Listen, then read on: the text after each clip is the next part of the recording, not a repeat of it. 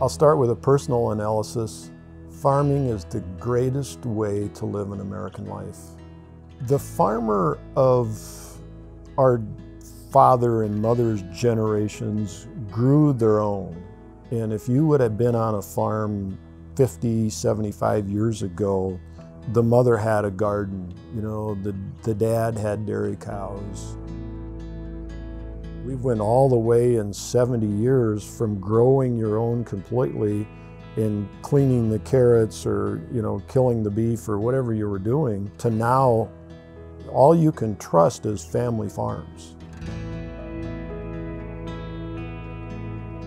And so it's the best part of America where we live, where we are family farmers, and we know, just like our ancestors did 70, 100 years ago when they raised, grew it, ate it, we're doing the same thing now. We're raising it, growing it, and eating it, just as our ancestors did. Hi, I'm Bruce Haines. I'm from Mitchell, South Dakota. I joined the Soybean checkoff board in July 1st of last year, so I'm fairly new to the board and anxious to get started.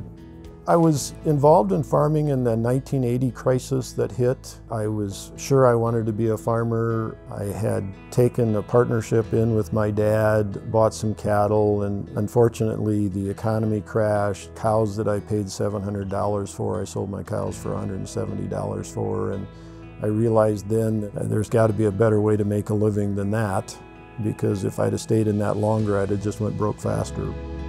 The farm economy hit the skids again in 1988, and the building business was on the rocks, and so I had an opportunity to join McDonald's restaurants. I did in 1986, and from then on we sold the investments that I had in the partnerships, and so I no longer have a financial investment, but I still work on contract basis for them. Well, it's interesting about McDonald's that McDonald's does not process anything that they purchase. So everything is raised on a farm, it's grown, it goes to a processing plant. At that point, McDonald's becomes the purchaser of that product. And so McDonald's doesn't raise their chicken that goes into McNuggets, or they don't raise the French fries.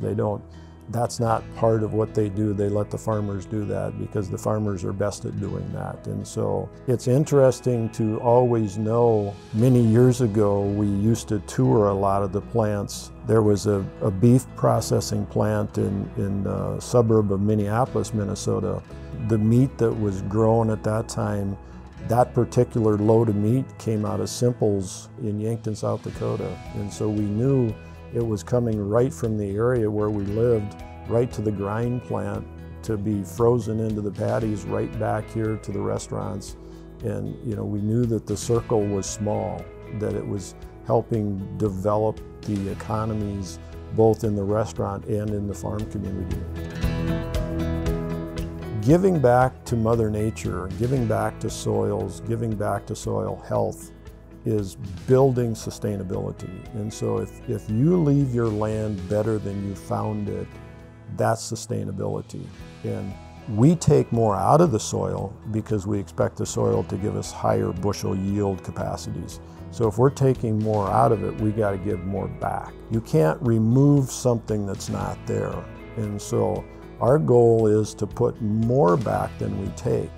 We didn't know 25 years ago how conservation was going to affect agriculture and how the two married each other, and we're learning more and more every day. My start in farming was not an easy path, and some of the starts that will happen in the next few years won't be easy starts either. But you know, the average age of farmers in South Dakota is 56 years old right now.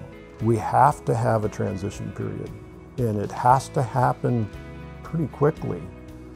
Whatever career choice that you have to take to get yourself back to a farm, don't give up.